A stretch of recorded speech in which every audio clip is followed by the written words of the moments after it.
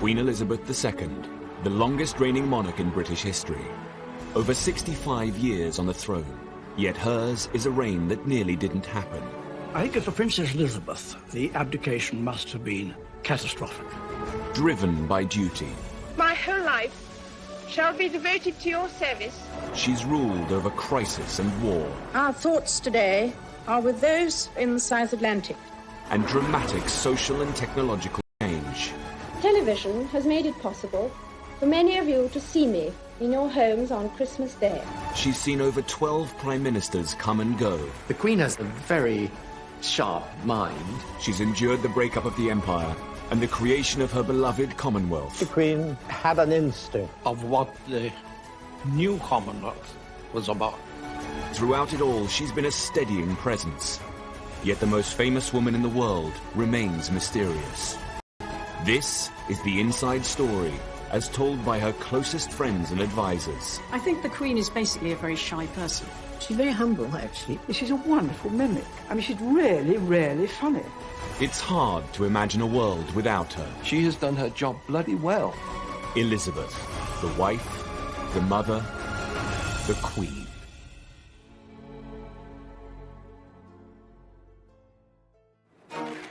The 90s had been a very difficult decade for the Queen. She dealt with a very public backlash after the breakup of her children's marriages. It has turned out to be an annus horribilis. And following the death of Diana, public opinion was at an all-time low. The Queen was seen as out of touch, traditional and too formal.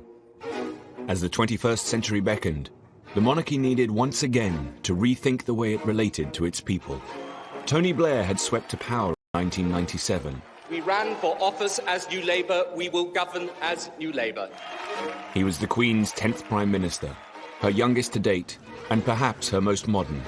And he was all too aware of the importance of her role as our monarch. The Queen regards the monarchy as a huge responsibility, and all of her life has been trying to live out this sense of duty and obligation and to make sure that the monarchy remains still relevant to people.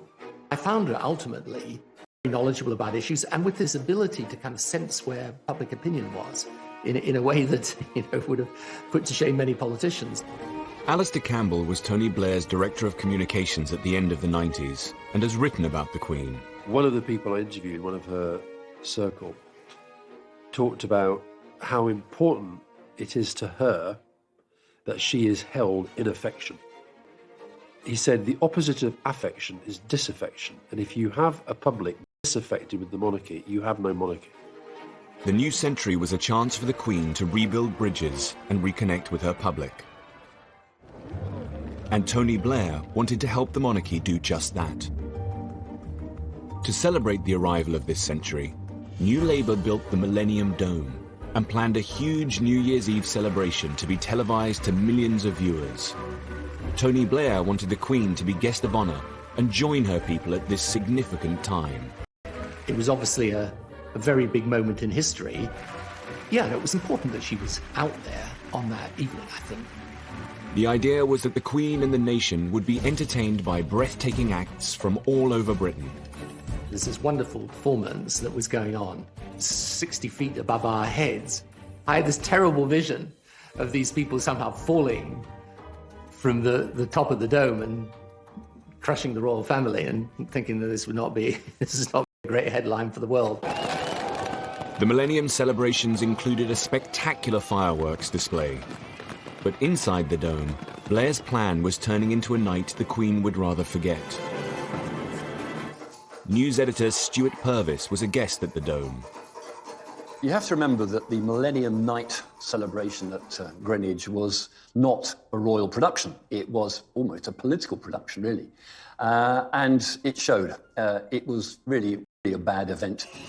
I suspect the Queen thought, this isn't one of my shows, if you like. And she was really not comfortable with the whole thing. As Big Ben struck midnight, the whole dome broke into Auld Lang Syne. This was all a bit weird. Suddenly, it was a kind of family occasion.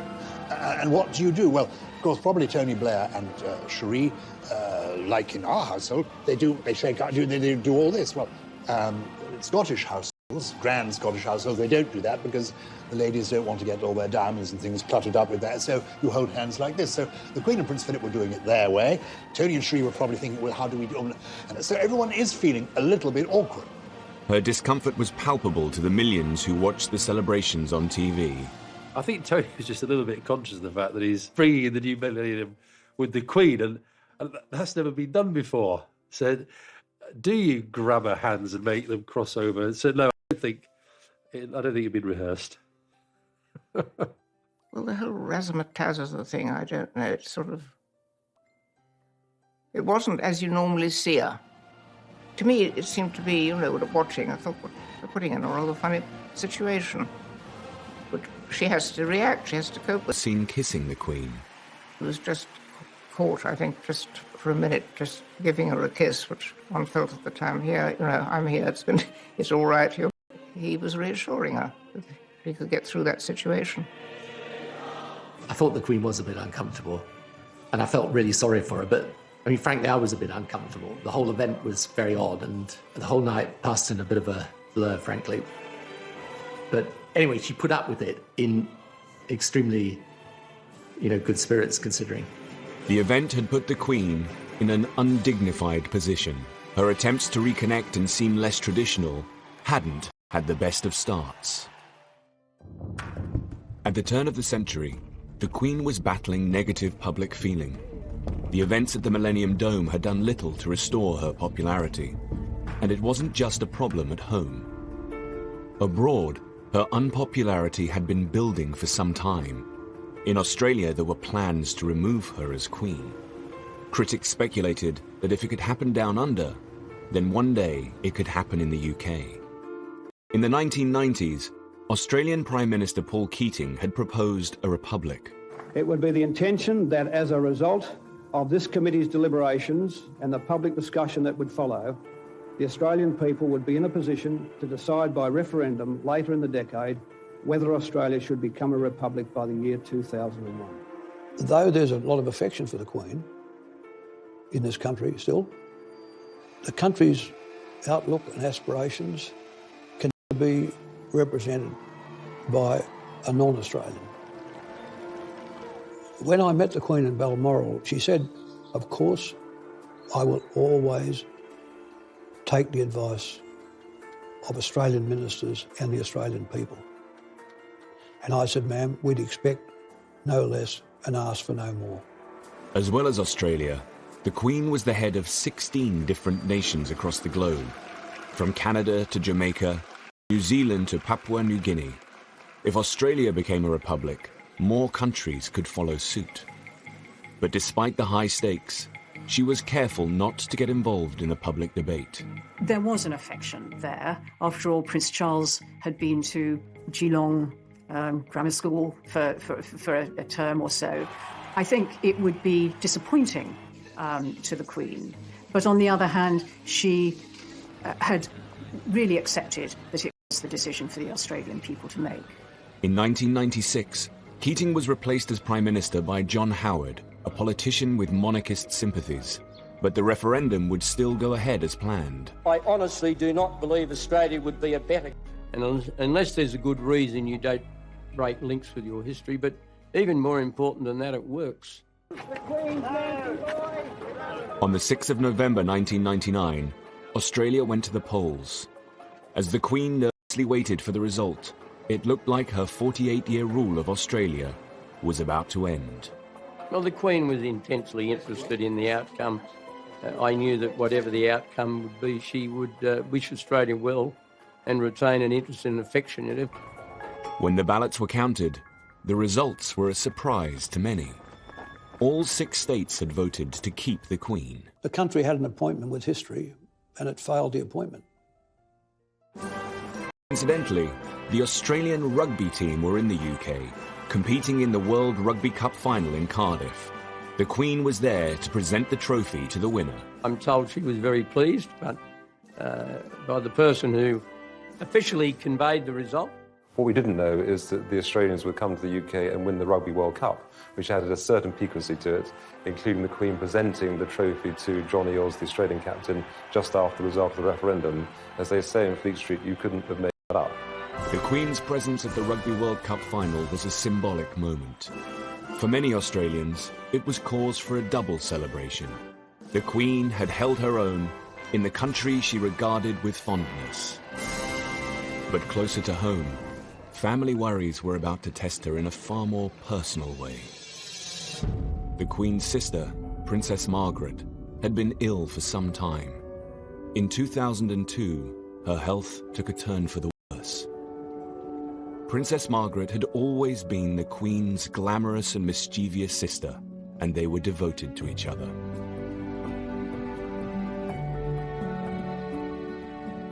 She was the companion of her childhood, and she was younger than the Queen, and they did talk a lot, more or less every day, so she was a very, very constant presence in her life. Growing up, the Queen's family had been a tight-knit unit. They called themselves Us Four. After the death of their father, two sisters became even closer. And they'd had other difficult times. In the 50s, the Queen had not been able to support her sister's relationship with divorcee Group Captain Peter Townsend. But despite this tension, they had remained close. Lady Glenconner was one of Princess Margaret's best friends and a maid of honor at the coronation. Princess Margaret adored the Queen and was always very loyal. I mean, she always talked and was very proud of what the Queen had done and all that. During the breakup of Princess Margaret's marriage to Anthony Armstrong, with her a lot, and she sort of did her best to make it better for Princess Margaret, I think. In February 2002, Princess Margaret died from her third and final stroke. The Queen had lost her only sister. Well, I would imagine she was expecting it, because she had Princess Margaret been ill for a very long time. We were all devoted to her. She was so good to everybody, and I think a lot of people wept a lot. In a way it was sad, but I was so glad that Princess Margaret, who had suffered so much at the end, and for somebody like that who had been so vivacious and beautiful and enjoying life, to see her in a wheelchair, unable to see, it broke my heart, actually. Princess Margaret's funeral was a relatively low-key affair for a member of the royal family. For the Queen, it was a doubly sad occasion. Princess Margaret's funeral fell on a very painful anniversary. 50 years ago to the day, they had buried her father in the same chapel at Windsor. When Princess Margaret died, and the Queen Mother was still at Sandringham, where she would have probably stayed, but she insisted on coming down to Windsor and taking part in the funeral. A fragile Queen Mother didn't want to be seen by the press. We all sat in front, all the ladies in waiting, together, and it was terribly poignant because the Queen Mother was a wheelchair, and when the coffin went by, she tried to stand up. I think she may have been helped up so that she could be standing when Princess Margaret's coffin went. Princess Margaret was cremated, one of the first members of our family, I think, because she wanted to be buried between her parents. There was any room, really, for ashes. In the weeks after Princess Margaret's death, the Queen Mother's health continued to deteriorate. The Queen obviously had been worried about the Queen Mother for some time because the Queen Mother was an enormous age and was appearing in public very regularly. The Queen would obviously be worried that she was going to fall over or something, which luckily she never did. I think the Queen Mother had been ill for some time, and she had some trouble with her lungs, I think. Constant coughing and that sort of thing. But it was all kept fairly low-key, they didn't talk about it much. And she was, after all, in her 102nd year, I think. Wonderful. The Queen Mother had been the Queen's rock throughout her 50-year reign. I think hardly a day went by without communication between them, either visit or telephone call. And when the Queen was overseas, she wrote a series of letters every day back to her mother. I mean, the Queen Mother had a lot of adulation from the public, and people got a lot of her mother's qualities in her, the Queen. Just 6 weeks after Princess Margaret's death, on the 30th of March, the 101-year-old Queen Mother passed away. The Queen Mother, mysteriously and miraculously, waited until the one day in the year when she could have died without any inconvenience to anybody. She waited until The Queen was at Windsor, with all her family around her. The Queen was out riding and was just summoned to Royal Lodge, and as I understand it, the Queen Mother had her head perfectly all right until about 10 minutes before she died, when she just sort of basically spun away. The two women who had been closest to the Queen throughout her 50-year reign were now gone. She'd lost her mother, who was not only a friend and companion, but her mother, somebody she spoke to every day on the telephone, that she would visit regularly, that she knew and loved, and was the link also with her father, a key figure in the Queen's life. The Queen Mother's would be the first royal public funeral at Westminster Abbey since Princess Diana's in 1997. There was speculation in the newspapers that people wouldn't turn up, that, the Queen Mother, being over 100 years old, belonged to another generation, that people wouldn't remember her. In fact, people turned up in their hundreds of thousands. The country was mourning. Sir Michael Wilcox was the Queen's black rod at the time. He was her daily representative in Parliament and responsible for many ceremonial duties. After the Queen Mother's death, he organised for the coffin to be brought to Westminster Hall, where the public would come to pay their respects. Initially, when she died, and at the first coordinating meeting at Buckingham Palace, there was a sense that we should only open the lying in state for a limited period during the day. And I argued against that. I felt that the nation would turn out for the Queen, both in sympathy and to show their affection. We opened on the first morning, and within 3 hours we had a 3-mile queue. And I then said, OK, we'll keep it open 24 hours a day. It was overwhelming, and the queue went right the way out down the other side of the Thames. There were all kinds of people. There were young children, young mothers, young families, and the older generation. So you name it, and they're in that queue. Over 1 million people came to mourn the Queen Mother.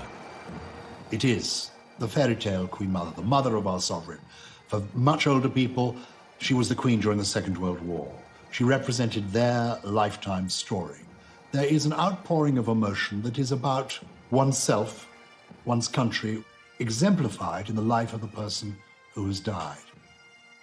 One hesitates to compare it to the emotion over Diana, but it was, after the death of Diana, swung decisively in the monarchy's favour. She's had a great life. Diana only had a short life, but she's done so much for history, she's gone through so much, and she just really puts the backbone back into Britain. She was a wonderful lady. We love him very much, and he do a lot of good for we. As the Queen left Westminster Hall, the crowd reacted in a surprising way. It would be a transformative moment as the public now began to support the Queen. There was this very polite, very discreet clapping, which was almost symbolising the transference of affection from one great matriarch to another, and I know that the Queen was very touched by that. On the eve of the funeral, the Queen addressed the nation. Ever since my beloved mother died over a week ago, I have been deeply moved by the outpouring of affection which has accompanied her death. But the extent of the tribute that huge numbers of you have paid my mother in the last few days has been overwhelming. I thank you for the support you are giving me and my family as we come to terms with her death and the void she has left in our midst. It must have changed her life enormously to lose her mother and her sister within a few months of each other like that. It must have been very traumatic for her, very sad. I think she missed them a lot. I mean, suddenly she lost her two best friends, really. After the service at Westminster Abbey, the Queen Mother's coffin was taken to Windsor Castle, its final resting place, alongside her husband and daughter, Princess Margaret. I think with the death of the Queen Mother, there was a subtle change in the role of the Queen. Now, the Queen was the oldest member of the family. She was the matriarch. She, as it were, was moving into the Queen Victoria role. She was the senior member of world royalty.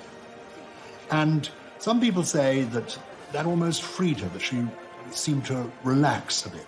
Well, Martin Charteris, who I think was her best private secretary, always used to say, wait and see what happens when the Queen Mother dies. Because I think with any parent, somehow they're always looking over your shoulder. And suddenly, she did blossom. There's no question about it. These deaths would herald a new era in the Queen's reign. At the turn of the century, the Queen had lost two the most important people in her life, her sister Princess Margaret and the Queen Mother.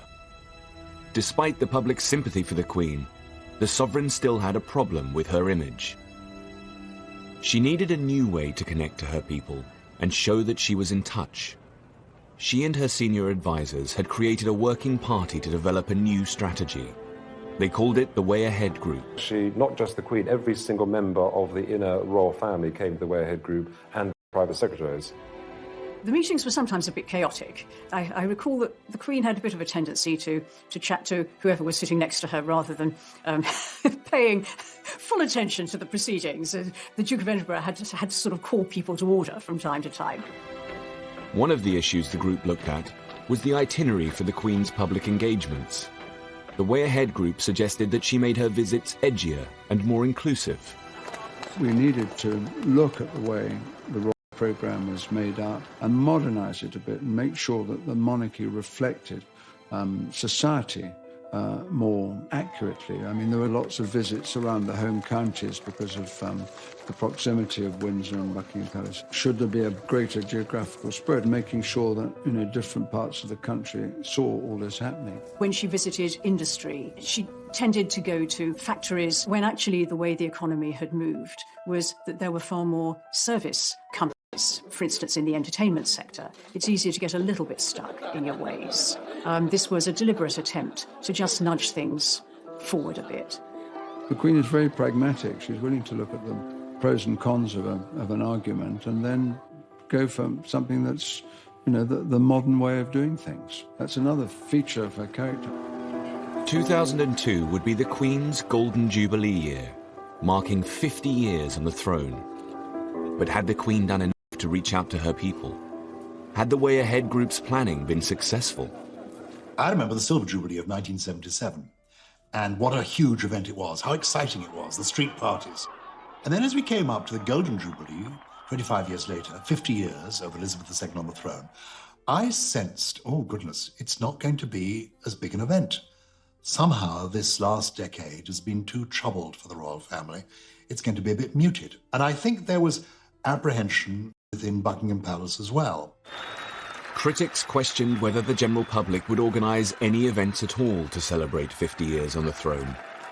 In 2001, the palace website included a snooker tournament and a tree planting as some of the few events being planned. The Guardian ran with the headline, "Palace plays down fear of Jubilee flop." The palace asked Lord Stirling, who had organised the Silver Jubilee, whether he could once again put together a programme of celebrations. But even he had his reservations. I said that I need about 48 hours to find out as to whether or not there will be the appetite, because so much had happened, as whether people even wanted to celebrate. Lord Stirling called his friends in big business. Get support of about close to £3 million. He now needed to get the public on side. I remember asking Murdoch and crowd how they would feel about supporting it, and Rupert in particular was hugely supportive of the Queen, etc. Rupert Murdoch's newspapers began to get behind the Golden Jubilee. The Sun tried to encourage its readers with the headline, "Have a bash for Her Madge." It would not have been sensible to have spent a lot of time saying, this is going to be the greatest event in British history. I think one of the great insights was, don't set expectations too high, and that would have come from the Queen herself, who doesn't like a fuss. The Queen's Golden Jubilee celebrations kicked off with a nationwide tour. But would the public turn out to greet her? Some were fearful that the Queen might turn up and there wouldn't be a particularly warm welcome. Or would there be a welcome at all beyond the mayor turning up and the civic dignitaries? In fact, it was a huge success.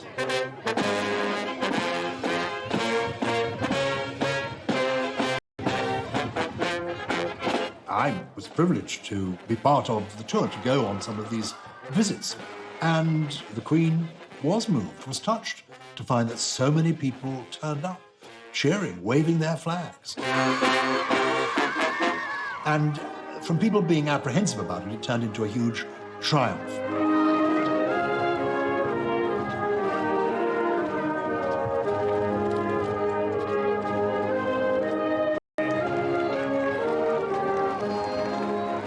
and she said, "What's this?" And I said that it was a picture and I drew it for her, and she said thank you. I thought she was going to be quite nice, and she was. The Golden Jubilee was a great opportunity to put further into practice some of the initiatives that had been trialled in the previous years. So I think that was a really good year. And people were genuinely surprised that the Queen was out and about in the way that she was, visiting inner cities, disadvantaged people, showing Britain for better and also the areas that needed to have light shone on it. In her Golden Jubilee year, the Queen also visited the industrial town of Scunthorpe and her first British mosque. To engage with the Muslim community in this way was one of the most mould-breaking decisions she'd ever made, and one of the most inclusive. The idea came after 9/11, when the terrorist attack on Twin Towers, and I said to them that I need to send a letter to Her Majesty Queen to invite her. We got a top-class mosque in London and all this area, and she decided to not go there, but decided to come in small, tiny town, North Lincolnshire, which was great. 9/11 just happened. There was a lot of from Her Majesty the Queen to come to the mosque at that time to show that doesn't matter what happened, nobody can divide us, and we are one nation and one people. And I personally really appreciate that. She took the shoes off and she came into the mosque. We were all lined up, everybody, to meet her. We were all anxious and not really prepared, but when we met Her Majesty, it was like meeting someone that we knew from our childhood. She was such a nice, down-to-earth person. Queen takes a huge interest in people when she meets them. I mean, she doesn't just shake hands and turn away. She really wants to talk to them and to know what they're doing and what their interests are. She was very interested in the history of Islam, especially the Mecca, because we had all the pictures here, you see, and she was asking about that. And I was lucky enough to give her a Quran myself, which she accepted, and I think it's still somewhere kept in a safe place, maybe in Buckingham Palace, I don't know. And she might read it. She is Queen for all of us, and it is fantastic that we made the history. Rest of my life and other people's life, it will stay with us. You know, what she did was really, she won the heart of millions of Muslims. At the start of the century, the Queen had been unpopular and out of touch. In her Golden Jubilee year, she showed that she was prepared to evolve as she met different kinds of people and went to new places. Change has become a constant. Managing it has become an expanding discipline. The way we embrace it defines our future. Her Jubilee Parade in June 2002 was the ultimate example of this relaunch. This was a new, more inclusive kind of monarchy. 20,000 people marched down the Mall, including firemen, circus performers, Bollywood dancers, and even Hell's Angels.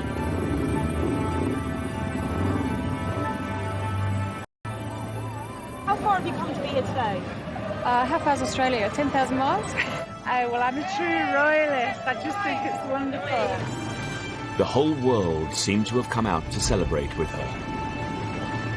As the highlight of the celebrations, the Jubilee organisers planned 2 huge concerts at Buckingham Palace, one classical, one pop. 3 years earlier, the Queen had been the guest of honour for the New Year's Eve celebrations at the Millennium Dome, which had left her feeling uncomfortable. The Jubilee concerts were her opportunity to show the world that she could be less traditional, less stiff, an event to take place in its grounds. I had the pleasure of an audience with the Queen to bring her up to date as what was transpiring, and it was in her private office with one of the great bay windows at the back of the palace. And then I mentioned about the various events, and in particular, the concerts were going to take place at the palace. And she said, "Oh, yes, you must come." And come. So we went, and she took me over to the window, and of course, outside, they've got all the bulldozers and scaffolding and goodness knows what else. And she said, "Look what they're doing to my garden." It wasn't just the great and the good that were invited. The general public would get a chance to attend the party at the palace. 2 million people entered the ballot for golden tickets. Having these major events in the palace itself, I think, was a brilliant idea, as it sort of draw people into it as against having the mystique. The pop party at the palace lasted for 3 hours.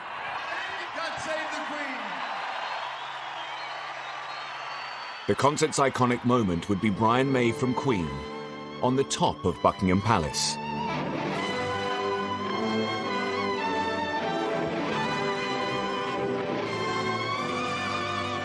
The Queen had heard her national anthem many times, but not quite like this. I think, British people are always up for a party. And I think perhaps most importantly, that actually, given the opportunity to say thank you to their sovereign, the British people will take that opportunity and they will say thank you. And that's what I think is symbolised in those events. The Queen didn't expect much of the Golden Jubilee, but perhaps with the Golden Jubilee, we see the beginning of a more self-confident monarch emerging. It's her millennium. It's her turning of the clock and moving into a new, very relaxed, very happy age. The Golden Jubilee had put the Queen back on top, but there was still a problem that she needed to resolve. At the classical concert, a few rows back from Prince Charles, was his longtime mistress, Camilla Parker Bowles. This was her first public appearance in the presence of the Queen. For the Queen to truly put the difficulties of the past decade behind her, Camilla's status in the royal family needed to be dealt with once and for all. By 2005, it became clear that Prince Charles's relationship with divorcee Camilla Parker Bowles needed to be sorted out. Camilla's presence tarnished the Queen's public image. Divorce from the early years has been the bugbear of the Queen's reign, from the abdication through Margaret and then up to Charles and Diana. It manifested itself still as an issue when it came to the remarriage of these two divorced persons, Charles and Camilla. But there was this extra for the breakup of the marriage and the tragedy of Diana. By the time of the Jubilee, Camilla was living with the Prince at Highgrove. He had always made it absolutely clear that she was a non-negotiable part of his life. So you have a situation where the Prince of Wales is basically, if I can put it like this, living with his mistress. And that's not very satisfactory, because one day he becomes head of the Church of England. She was a divorcee. He had also been divorced, but his first wife was dead. In an attempt to introduce a more positive image of Camilla, Prince Charles ran a carefully planned public relations campaign. The Camilla problem needed to be settled before his succession to the throne. If he was going to marry her, it had to happen during the Queen's reign, and so a very well orchestrated campaign set up, which took about 2 or 3 years, at the end of which they were able to marry. The 9th of April 2005, Charles and Camilla married in Windsor Registry Office. But there was one key person who could not attend. The Queen clearly believes in being the defender of the faith, and people also forget she is the supreme governor of the Church of England. So there are certain things that she will not do because of the kind of authority God has given her. The Queen could not possibly be seen to countenance the remarriage of two divorced persons. So it was quite simple. They had to go down to a registry office in town, in Windsor, and get that side of things done, the public side, with her not involved. But it doesn't mean she will be unloving. So she would really recuse herself from those areas which, in fact, she says to herself, I am the supreme governor, but Charles, my son, a service where God's blessing and forgiveness is being asked for, I'll be there. The Queen did attend the blessing and hosted their reception at Windsor Castle. Sir Nicholas Soames was one of the wedding guests. It was a wonderful day, a huge gathering in St George's Hall. And the Queen was very, very much on parade. And she made the most charming speech. It was a special day for the Queen in more than one ways, in that it was the day of the Grand National. Brass tapped. Voice says, the Queen has an announcement to make, an important announcement. And the Queen stands there and says, yes, exciting news, everyone. Hedge Hunter has won the Grand National. She used it as a metaphor and talked about Charles and Camilla and said how they'd survived Beecher's Brook, how they'd survived the chair and all the other obstacles. She said, welcome to the winner's enclosure. And to liken the struggle that they'd been through to the Grand National from the Queen really was the sign of approval. She was absolutely charming, and there was a great roar of approval. I mean, a great roar after she'd done it. And it was a great day. No, gosh, I mean, what a time it has been. The marriage seemed to draw a line under the Queen's troubles. In 2006, as she approached 80, the monarch moved into a new phase. I do think the press in particular didn't see the royal family institution, the monarchy, as being a source of stories in the way that they had previously, and that made a difference. I think the country were getting used to a new generation of the royal family, and I think the fact the young princes were emerging made a huge difference. I think people began to see the Queen also not just as a mother, but as a grandmother. As the decade ended, her grandchildren began to take a more visible role in royal life.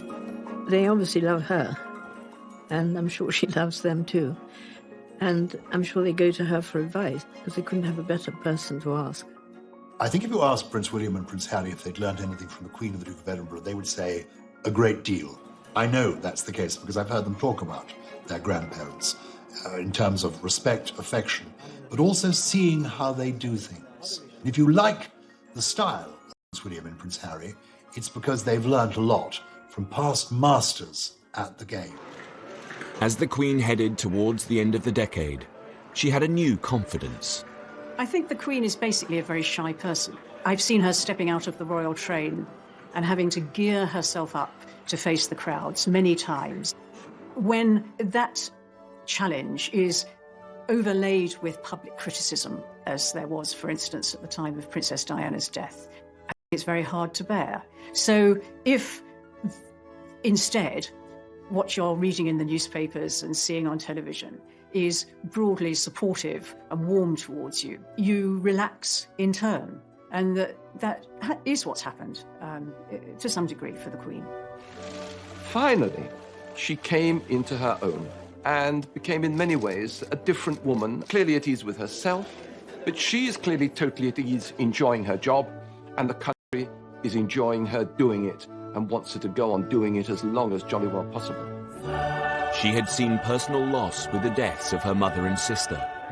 She had seen her son and heir, Prince Charles, remarry, and she had proved her relevance to the British people. At the end of the decade, her popularity had never been so high. The world now saw a more self-assured monarch, the nation's grand. Recognize that you have to be more out there with the people in today's world, but you never forget with her that she's the Queen, and that ability to retain the aura at the same time as move with the new age, that's really what marks her out, I think.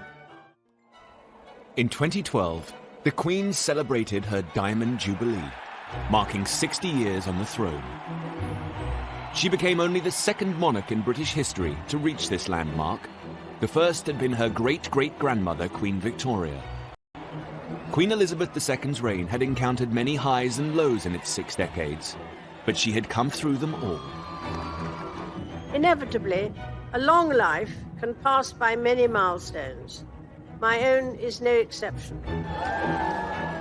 As the Queen moved into her 90s, the decade would test her strength, wisdom, and moral leadership. But in 2012, the UK prepared to celebrate the Queen's Jubilee and thank her for her years of service. By the time of the Diamond Jubilee, the Queen had had a bit of practice at Jubilees. They didn't worry her so much anymore. She had entered this more serene, less controversial aspect of her reign.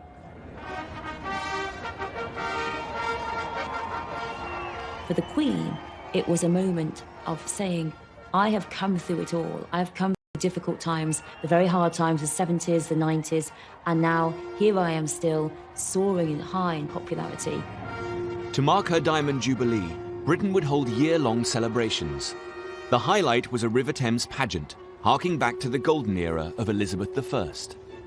I wanted to do something wonderful on the Thames and proposed the idea for a pageant, and a pageant of the size and scale which hadn't been seen on the river for over 200, 300 years.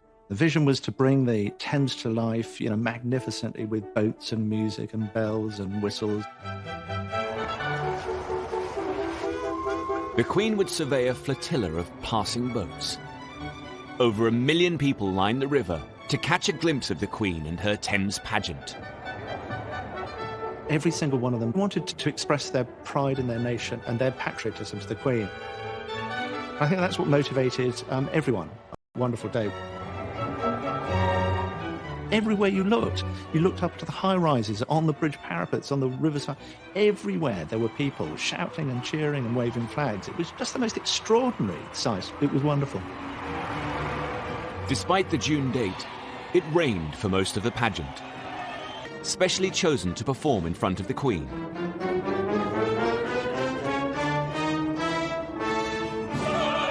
One of the singers was Monica. We sing Land of Hope and Glory, and then we're greeted by the royal family. And it is honestly one of the wettest weather experiences I've ever encountered. But until we actually saw the Queen, it didn't quite hit us precisely how fantastic this occasion really was. And then I don't think anyone felt wet or cold. And I think it just took on a kind of quite strange, otherworldly moment. We just think this is our job, to honour this woman and try and do our job really wonderfully for someone who's been done her job for decades.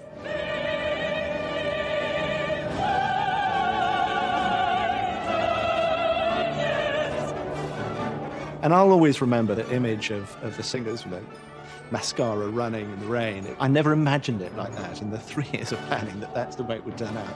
But it was wonderful in the way it was completed. There was also, I think, a feeling of poignancy on her part and on the part of those who were there, that this could well be the last time. That the idea that maybe one day, before too long, we won't be saying, God save the Queen anymore, added something to that occasion.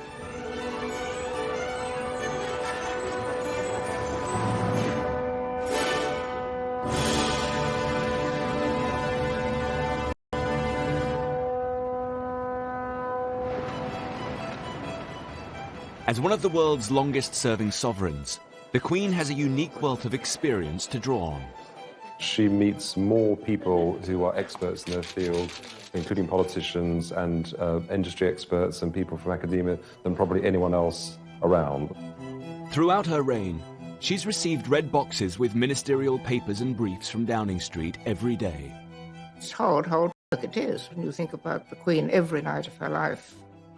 Most people can probably go home and do what they want to do, but the red box appears every single night. As long as she's been monarch, the Queen has held a weekly audience with her Prime Minister.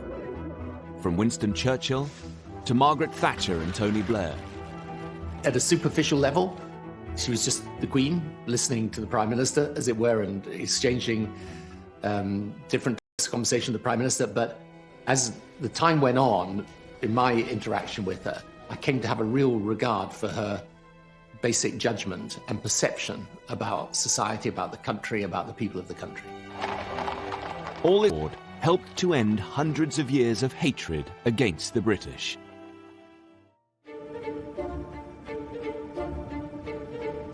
The Queen is the world's most travelled monarch.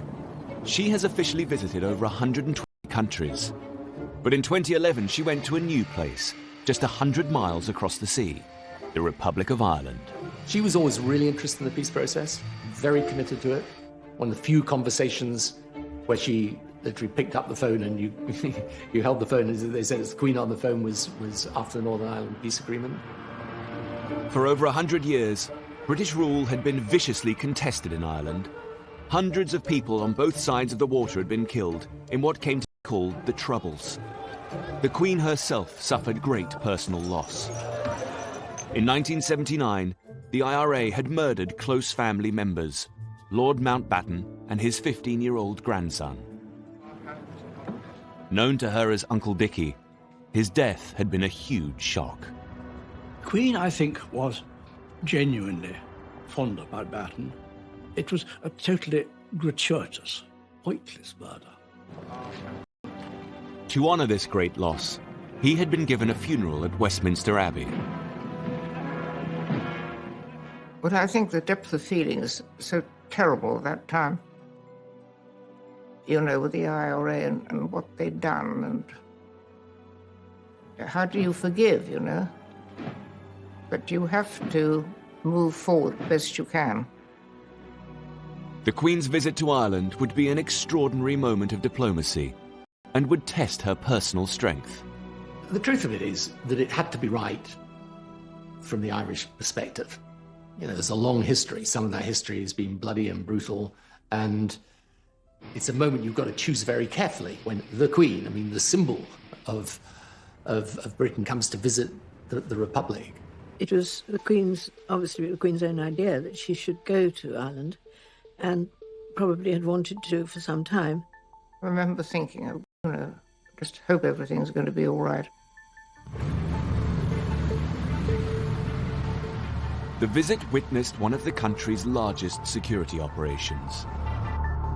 Mary McAleese was the President of Ireland, who hosted the Queen's stay. I can tell you that when we invited Her Majesty the Queen to come to Ireland, there were a lot of people who were not happy. I got the letters. We knew that there would have been people who would not have wished her well. So yes, security was massive. On her first day, the Queen went to Dublin's Garden of Remembrance, a site that commemorates the Irish. Now, here was the Queen, paying her respects.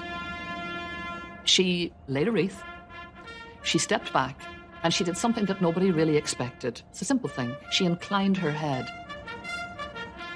In that gesture, you could almost hear the softening of the arteries of resentment, the softening of the anger, the winning over of people. Her speech at the state dinner in Dublin Castle stunned all of the guests.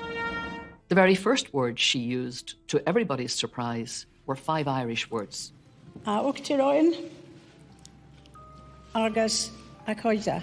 President and friends. My reaction just was wow. And I was watching right around the audience where everybody else was saying, you know, wow. The saying of that in the Irish language went deep into the hearts of people because for generations, the British establishment had tried to obliterate this ancient language and had come very close to doing so. The speech continued in a very personal tone. Through the history, our islands have experienced more than their fair share of heartache, turbulence and loss. These events have touched us all, many of us personally, and are a painful legacy. We knew that she was talking obviously about Lord Mountbatten. We could feel this was a human being whose hurt and pain was real, happened in our time, happened as a result of our historic enmity. The entire trip took some very bold and risky decisions. On the second day, the Queen visited Croke Park, the spiritual home of Gaelic sports. But it was more than a sporting venue. In 1920, this was the site of the first Bloody Sunday. In 1920, in the middle of a match, British forces went through the gates in tanks. They opened fire on players and on spectators and killed a lot of people and maimed more. It became a moment of utter rage for Ireland that fueled the ongoing historic resentment. The president of the Gaelic Athletic Association, Christy Cooney, took the Queen to where the massacre happened. I'm sure her people had explained to her exactly what Croke Park meant. I'm sure she was aware of Bloody Sunday, and she would have known the environment she was coming into. My memory of her walking onto the pitch and Christy Cooney saying to her, you know, this is where British troops came in and killed 14 people on Bloody Sunday. And I can still remember a voice that was breaking with real heartache. And she just said, I know, I know. I just thought she carried it off extremely well. The Queen's empathy had helped her forge a new relationship with Ireland in a way that no other British statesman could have done. It's a sort of healing process in her presence, I think. And that is for her enormous capacity to bring people together, probably wouldn't normally want to get on particularly well. The visit was a huge success and brought Ireland and Britain closer together. The Queen would take the peace process a step further a year later in a previously unimaginable act. In 2012, she flew to a charity event in Belfast, where she met with Deputy First Minister for Northern Ireland and former IRA commander, Martin McGuinness. Simple handshake between the head of the British state and a former IRA commander. To be prepared to reach out and shake the hand of the people who, in a sense, been responsible for the death of someone who was very close to her. She was prepared to overcome all of that legacy, all of that history, and in the interests of peace, to reach out and do it in a genuine way. The signal of that handshake was worth millions of words. For both sides in the equation, there would have been considerable difficulties. You can imagine the kind of pressures on both. And yet, both of them are leaders. And that's what leaders are called to do, to push out into the deep, to do the difficult thing, to do the courageous thing, to do the risky thing. I mean, what a gesture. If you can do that, I think most people could do a lot more than they do to make things better. As head of state, the Queen has built bridges in ways that no politician could have done. Back at home, her responsibility in this role is one that she's had to carefully navigate over the years. The Queen must be above politics, but she is a crucial cog in our constitution. Not only does she officially open Parliament, she is still the only person who has the power to appoint a Prime Minister. She's a person who has to be satisfied that the Prime Minister has a sound majority and a basis for exercising power. In 2010, Labour Prime Minister Gordon Brown called a general election. The polls showed that there may not be a clear winner, which would leave the Queen in an unprecedented scenario about who to appoint as Prime Minister. I was working in Number 10 at the time as the Prime Minister's official spokesman, and it was pretty clear in the run-up to that election that it was either going to be a hung parliament or a coalition government, so we could actually work out what would happen. As a result, the Queen's advisers came up with a set of written guidelines, for the first time defining what part she should play. The Cabinet Manual does make absolutely clear that the Queen has no role other than a formal role in appointing the Prime Minister. She has no discretion in those areas. In the event, Labour lost their majority, but the Conservatives didn't have enough seats to form a government. With the outcome of the general election, we find ourselves in a position unknown to this generation of political leaders. As talks got underway for a coalition government, the Liberal Democrats, led by Nick Clegg, were courted by both the Conservatives and Labour. But these discussions would take time. The Queen remained at Windsor Castle for the 5 days of the coalition negotiations, so that no one could accuse her of intervening in the process. I was in the Prime Minister's study when he called Nick Clegg on the Tuesday afternoon and said, "Nick, I can't wait any longer, nor can the Queen. I need your answer." And Nick Clegg then had to make the decision that he would go into coalition with the Conservative Party. I've informed the Queen's private secretary that it's my intention to tender my resignation to the Queen. I shall advise her to invite the Leader of the Opposition to seek to form a government. For his final trip to the palace, Gordon Brown took his wife and 2 small sons as Labour bowed out of power.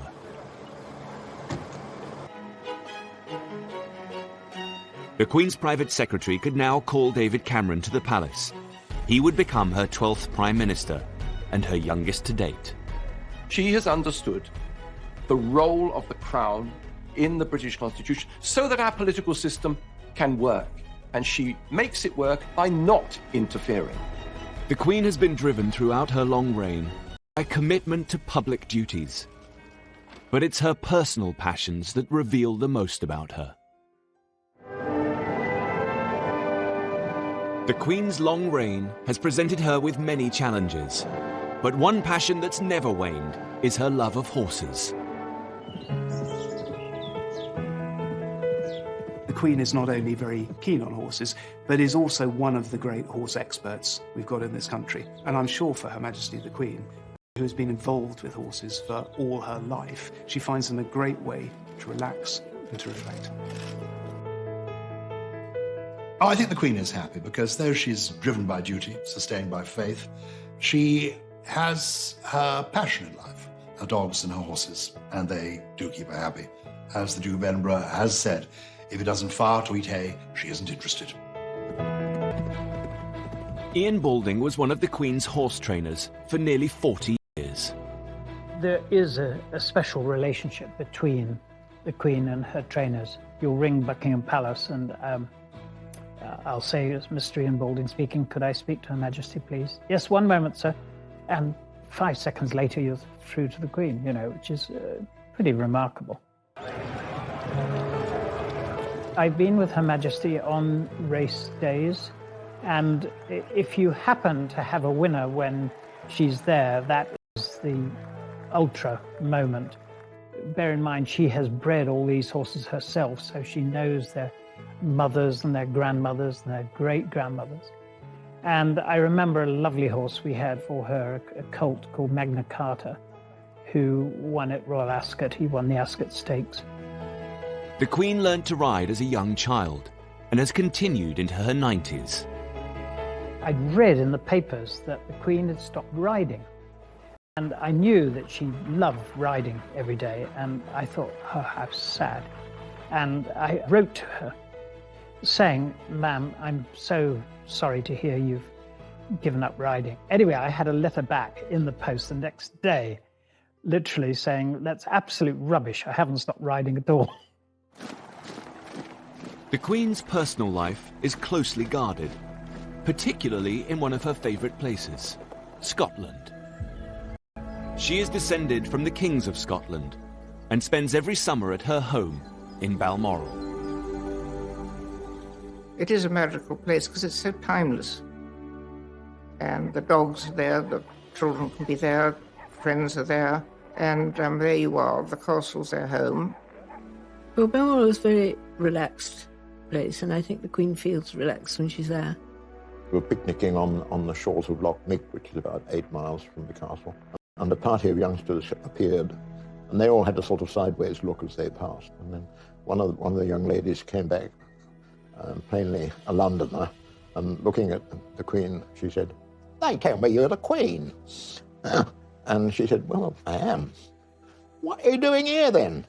She said, "I live here." She loves being a Scottish country lady, but this is always in the context of Scotland as part of the British family. In 2014, there was a real danger that Scotland was going to leave the Queen's beloved British family when Prime Minister David Cameron agreed to call a referendum on Scottish independence. The ballot was to be held in September. She's in Balmoral in a referendum campaign. In early 2014, the campaign to leave had been trailing in the polls. But by the time the Queen came to Balmoral for her summer break, the Scottish nationalists had narrowed the lead. In the last couple of weeks, the yes campaign and the no campaign were effectively neck and neck. There is a real sense of emergency taking hold in London, and a sense too that the Queen actually could be the ace for the UK campaign, that she's the person that's actually going to have to intervene to make absolutely certain that they were going to win the no vote. Despite all of her instincts to stay out of the race, despite all of her instincts that it's not constitutionally proper, there is an immense amount of pressure being brought to bear on her. Just 4 days before the referendum, the Queen made an unprecedented comment. Veteran reporter Jim Lawson was as usual covering her Balmoral stay. We were in a normal place, corralled outside the church grounds. After about half an hour, the policeman came down and said, "Would you like to come up to the church?" That was unheard of, you know. We actually wondered what was going on. And I thought, I wonder if she's going to approach the crowd. As she did, one of the bystanders mentioned the referendum. The Queen said, "Well, I hope people will think very carefully about the future." The bystander was happy to tell Jim the Queen's comment, but curiously wouldn't give him their details. If the Queen talks to someone, they're always delighted to tell you, but not this time.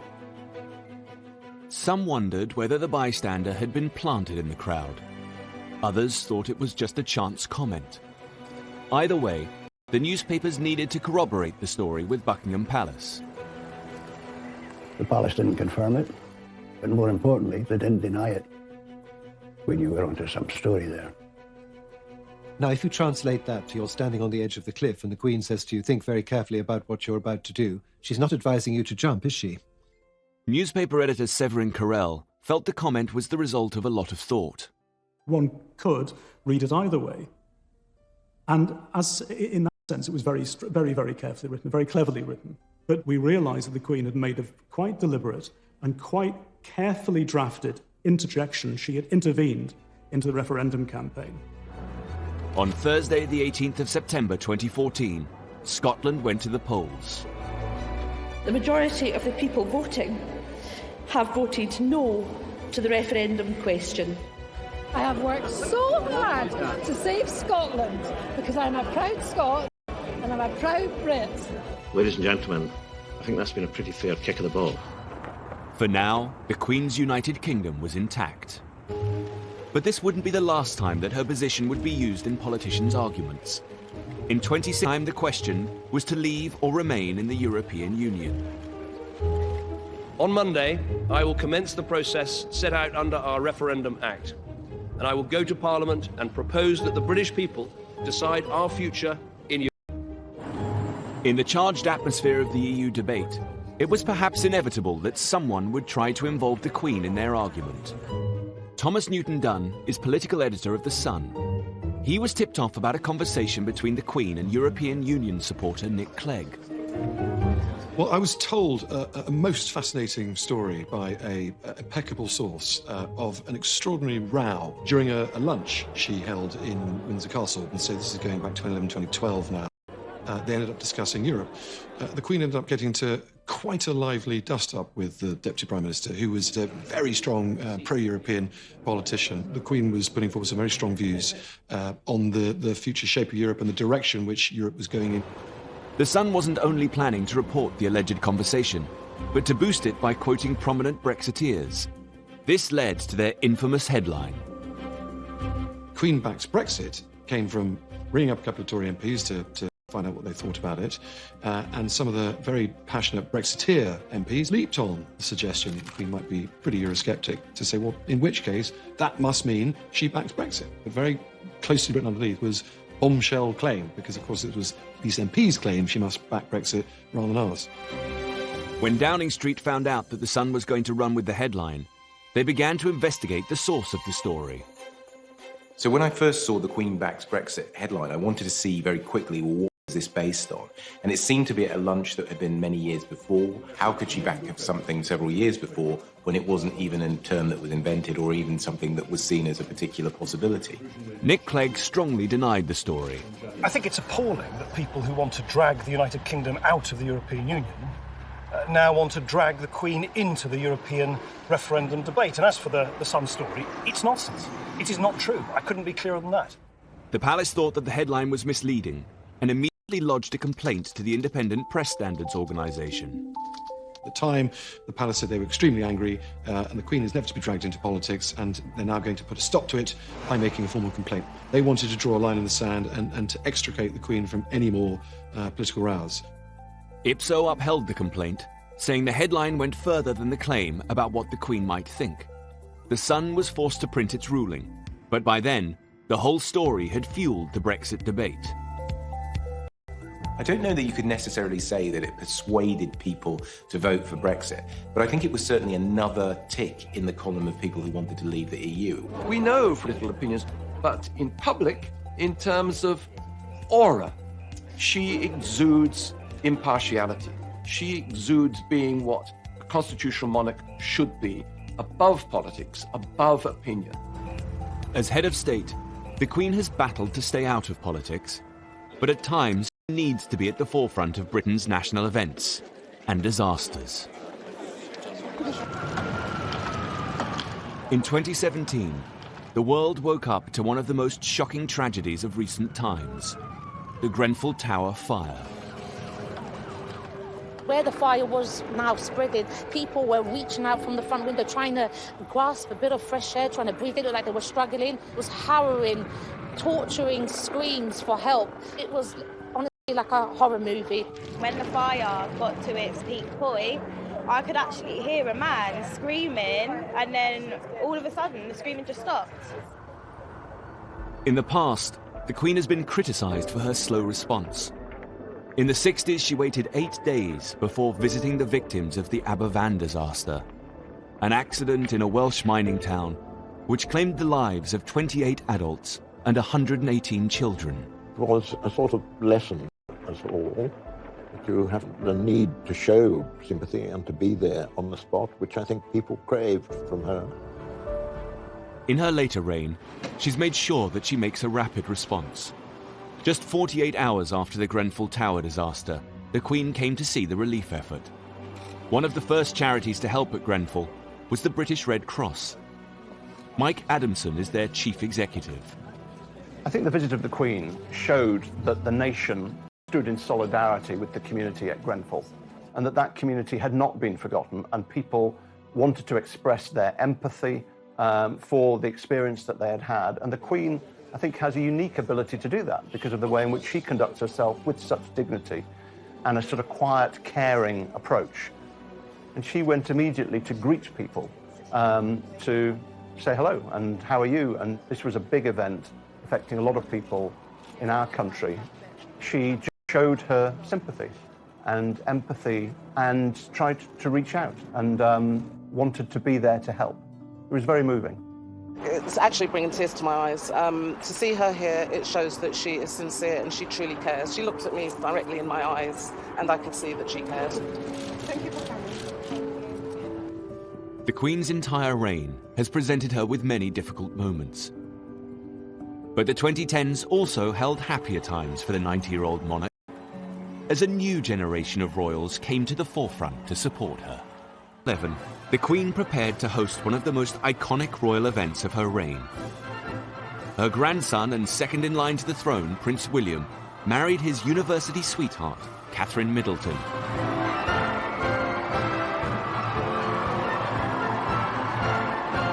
It was a significant moment for the Queen's succession.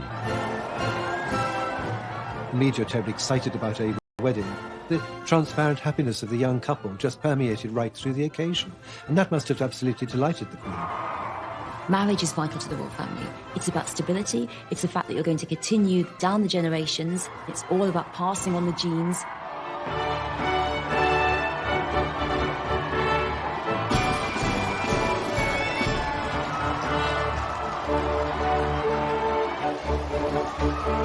Billions around the world tuned in for Kate and William's wedding. The popularity of the Queen and her family had never been so high. Not very long after that arrives Prince George, and so she then has her 3 heirs in direct succession. You have to go right back to Queen Victoria to find that situation. With Prince Harry marrying Meghan Markle, the dynasty is more secure than ever. The Queen has a very special relationship with all her grandchildren, particularly Prince William. It was the Queen herself who gave Prince William his constitutional history lessons.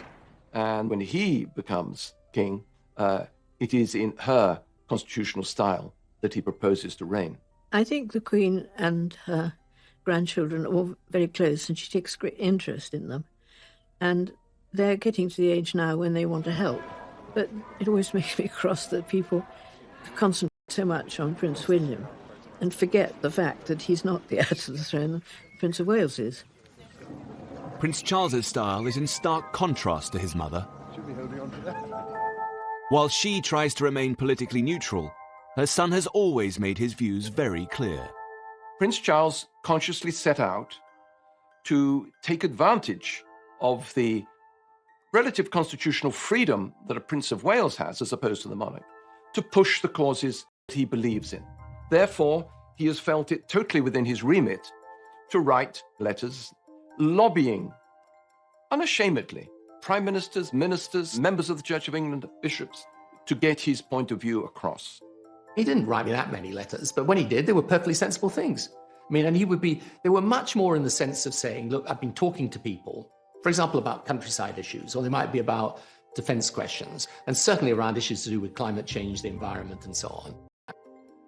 he seems to have proclaimed that this is going to continue once he becomes king. And he believes he can rule in a different constitutional style from his mother. He will do very well. But, you know, I think that's all in the future. But I don't think one wants to be under any delusion of the fact that this will be a great task. As the Queen continues into her 90s, Prince Charles has begun to take on more of his mother's responsibilities. On Remembrance Sunday 2017, he laid the wreath at the cenotaph. As head of the armed forces, it's one of the Queen's most symbolic duties, and points to a changing of the guard. One of the Queen's most important legacies will also be the Commonwealth. In an era that might otherwise have seen the disappearance of things monarchical, she brought it into the 21st century. You can't quantify it. She really has been part of the invisible glue holding it together. And the Commonwealth, in turn, has valued her energy, her commitment, her good humour, and her enjoyment of it enormously. Thank you, Mr. Prime Minister of Canada, for making me feel so old. In 2018, there was confirmation that Prince Charles will succeed the Queen as head of the Commonwealth. It was the latest in a series of landmark events for the royal family in just a few years. In July 2013, Prince George was born to the Duke and Duchess of Cambridge. For the first time since the reign of Queen Victoria, there was a monarch and 3 generations of direct successors to the throne. Prince Charles,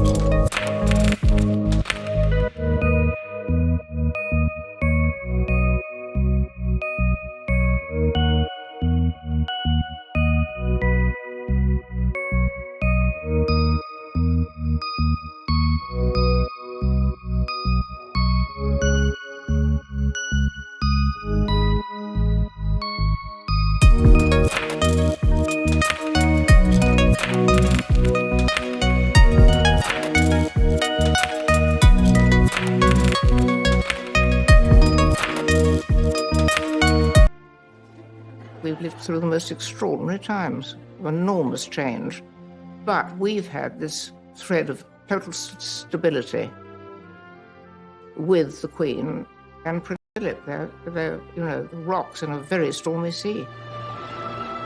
Anybody who's had the privilege of meeting the Queen will know that it's one of those life-defining moments. She's absolutely lovely. There's a wonderful blue twinkle to her. She's got a very dry sense of humour. I can't think of anybody who I know who's met her and who has not been completely blown away by the experience.